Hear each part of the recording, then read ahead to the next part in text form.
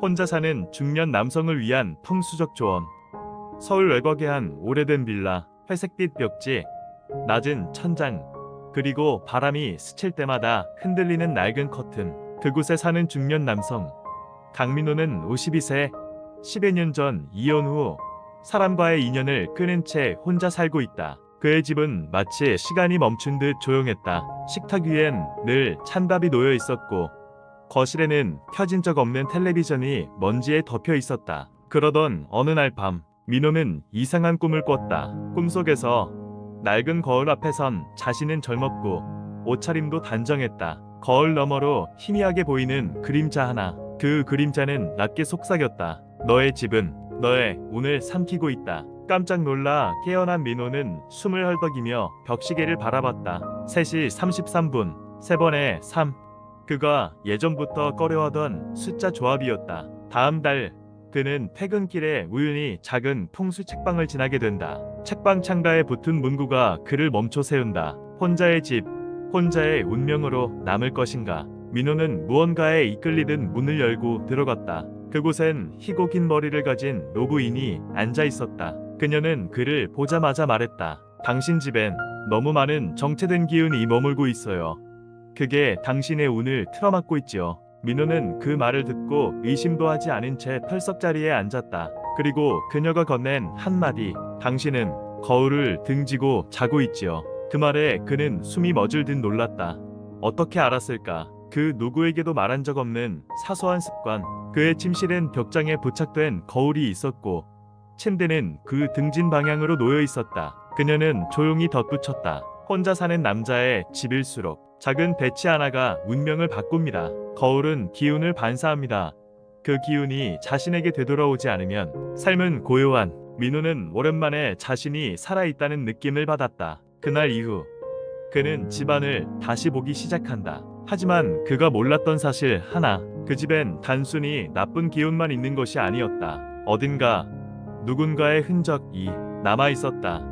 강민호는 그날 밤 집에 돌아오자마자 곧장 침실로 향했다. 손전등을 켜고 거울을 바라보았다. 벽장에 붙은 오래된 거울. 금이 살짝 간 유리 너머로 어딘지 모르게 흐릿한 형체가 스쳐 지나가는 것 같았다. 기분 탓이겠지. 그는 애써 자신을 달래며 거울을 하얀 천으로 덮었다. 그리고 침대의 방향도 바꾸기로 결심했다. 북쪽을 등지고 자는 것은 풍수에서 가장 안 좋은 배치라는 걸 책방 노인은 말해주었기 때문이다. 새벽 2시, 민호는 또다시 이상한 소리에 눈을 떴다. 쓱, 쓱, 쓱, 무언가 천을 긁는 소리. 그는 조심스레 몸을 일으켜 거실로 나갔다. 거실 한가운데 그가 덮어두었던 거울의 천이 반쯤 벗겨져 있었다. 아무도 없었다. 하지만 그의 눈에 비친 거울 속 누군가의 등 뒤 실루엣. 그는 온몸에 소름이 돋으며 뒤를 돌아봤지만 아무도 없었다. 이 집엔 무언가 있다. 직감이었다. 그는 다음날 다시 책방을 찾았다. 노인은 미리 기다렸다는 듯 그를 맞았다. 거울을 덮었군요.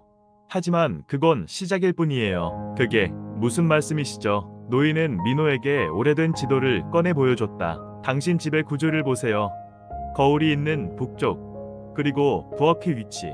음향이 완전히 깨졌어요. 가장 위험한 것은 부엌의 화기와 거울의 냉기가 겹치는 구조. 이건 사람의 의지를 꺾어버립니다. 민호는 놀라움을 감추지 못했다. 자신은 정말로 최근 수년간 무기력과 무의욕에 시달려왔다. 매일 같은 식사, 같은 행동, 같은 생각. 노인은 그에게 작은 종이 부적을 건넸다. 이걸 부엌과 현관 사이에 붙이세요. 그리고 더 중요한 건 당신이 이 집에서 소리를 듣기 시작했다면 그건 단순한 귀신이 아닙니다. 그건 오래된 시간의 그림자예요. 민호는 귀가 후 말없이 부적을 붙였다. 그리고 생각했다. 시간의 그림자. 그날 밤 그는 부엌에서 오래된 항아리 하나를 꺼냈다. 이혼 전 아내가 장독대에서 쓰던 것이었다. 그는 한 번도 열어본 적이 없었다. 뚜껑을 여는 순간 바람이 불지 않는데도 안방의 문이 스르르 닫혔다. 항아리 안에는 누런 쪽지가 들어 있었다. 그리고 그 위엔 붉은 글씨로 이렇게 쓰여 있었다. 당신은 선택을 해야 합니다. 기운을 바꿀 것인가? 아니면 모든 것을 잃을 것인가? 심장이 쿵쿵 뛰었다. 민호는 갑자기 자신이 이 집의 주인이 아니라는 느낌을 받았다. 어쩌면 이 집은 그의 기운이 아니라 다른 누군가의 원한으로 움직이고 있었던 것일지도 모른다. 항아리 속 붉은 쪽지를 바라보며 강민호는 손끝이 저릿한 느낌을 받았다. 기운을 바꿀 것인가? 아니면 모든 것을 잃을 것인가? 이 문장은 단순한 협박처럼 들리지 않았다. 오히려 무언가 간절한 경고였다. 그 순간 부엌의 불이 스스로 켜졌다. 민호는 조심스럽게 항아리를 덮고 뒤를 돌아봤지만 아무도 없었다. 그러나 벽에 걸린 시계는 분명히 멈춰 있었다. 3시 33분. 심장이 덜컥 내려앉았다. 이건 우연이 아니야. 그는 즉시 핸드폰을 꺼내 책방 노인에게 전화를 걸었다. 하지만 상대는 전화를 받지 않았다. 오히려 통화 연결음조차 이상하게 느리게 들렸다. 응, 답, 하, 지, 안, 습, 리, 다. 그 밤 민호는 잠들지 못했다. 거실에 거울에 덮은 천이 바람도 없는데 부풀어 오르고 부엌에서는 계속 무언가 끓는 듯한 소리가 났다. 하지만 그는 가스도 전기렌지도 다 껐다는 걸 알고 있었다. 다음날 아침 그는 다시 책방을 찾아갔다. 하지만 그 자리에 책방은 없었다. 없어진 게 아니었다. 그 자리에 책방이 존재한 적이 없었다. 낡은 공터 위엔 폐쇄된 건물과 잡초뿐. 주변 상인들에게 물었지만 모두들 고개를 저었다. 그 자리에 그런 서점은 10년도 넘게 없었어요. 민호는 혼란에 빠졌다. 그럼 그 노인은 누구였지? 그리고 그 지도가, 그 부적은, 그가 부적을 꺼내 들었을 때 종이의 색이 변해 있었다. 붉었던 문양은 검은 연기처럼 번져 있었고 손에 닿자마자 종이는 바스러져 먼지처럼 사라졌다. 그 순간 민호의 머릿속에 한 장면이 떠올랐다. 결혼 전 이 집을 보러 왔을 때 부동산 중개인이 했던 말. 이 집은 원래 세입자가 갑자기 사라졌어요. 자취도 없이. 근데 특이한 건 거울만 덩그러니 남겨져 있었죠. 그리고 아내가 떠나기 전 남긴 말. 이 집은 사람을 외롭게 만들어.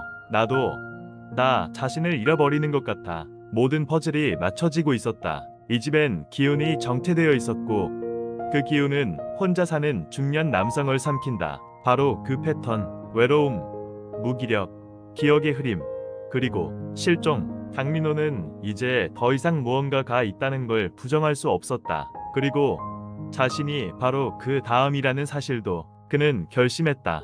이제 이 집의 중심, 거울 뒤에 숨겨진 진실을 찾아내야 한다는 것을.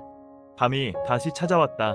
강민호는 온몸에 소금을 바르고 조심스럽게 거실의 거울 앞에 섰다. 책방 노인의 말이 계속 맴돌았다. 거울은 다른 차원으로 향하는 문일세. 그 방향이 잘못되면 넌 더 이상 이 세상에 존재하지 않게 될 수도 있지. 거울 앞 바닥엔 붉은 선이 새겨진 부적을 다시 재현했다. 천천히 거울 쪽으로 향하자 유리 안에 반사된 모습이 어긋나기 시작했다. 자신과 똑같은 모습인데 움직임이 미묘하게 다르다. 그리고 그 반사된 민호가 먼저 말을 걸었다. 드디어 왔구나.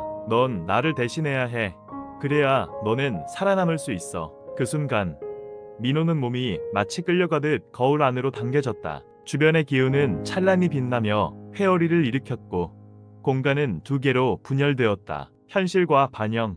그 안에서 민호는 수많은 남성들을 봤다. 혼자 사는 무기력했던 잊혀진 존재들. 그들 모두가 거울 속에서 조용히 갇혀 있었다. 그들은 모두 자신의 공간에서 점점 지워져 간 사람들. 하지만 민호는 달랐다. 그는 기억을 붙잡았다. 사랑했던 아내, 혼자지만 자신이 만들어갈 미래.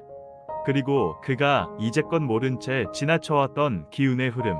나는 여기서 끝나지 않아. 민호는 거울 안쪽에 부적을 박았다. 붉은 불꽃이 튀며 공간은 강렬하게 뒤틀렸고 안과 밖이 역전되었다. 그리고 그는 깨어났다. 거실의 거울은 깨져 있었고 바닥에는 먼지가 가득했다. 하지만 공기엔 묘한 따뜻함이 감돌았다. 오랜만에 집이 집처럼 느껴졌다. 그 후 민호는 작은 변화들을 시작했다. 침대 방향을 남동쪽으로 바꾸고 오래된 시계를 창고에 넣었다. 거울은 버리고 그 자리에 식물을 두었다. 그리고 항아리. 그 안엔 이제 아무것도 없었다. 그저 빈 공간. 그러나 그 빈 공간이야말로 새로운 기운이 들어올 수 있는 여백이었다. 몇 달 후 민호는 다시 사람들과 교류하기 시작했다. 풍수에 대해 공부하고 집을 정돈하고 삶의 흐름을 다시 되살렸다. 누군가는 말할지 모른다. 그저 기분 탓이라고. 하지만 민호는 알고 있었다. 풍수는 단지 물건의 배치가 아니라 자신과의 연결이라는 걸. 그가 다시 마주한 거울 앞에서 이번엔 온전한 자신이 웃고 있었다. 더 이상 어긋나지 않는 반사, 더 이상 이끌려가지 않는 그림자. 그리고 당신은 지금 거울 앞에 서 있다. 그 거울은 당신을 어떻게 반사하고 있는가? 영상이 흥미로우셨다면 좋아요와 구독을 눌러주세요. 풍수한 삶 채널은 여러분의 삶에 좋은 기운을 불어넣어 드립니다. 풍수는 단순한 미신이 아닌 삶을 바꾸는 진짜 힘입니다.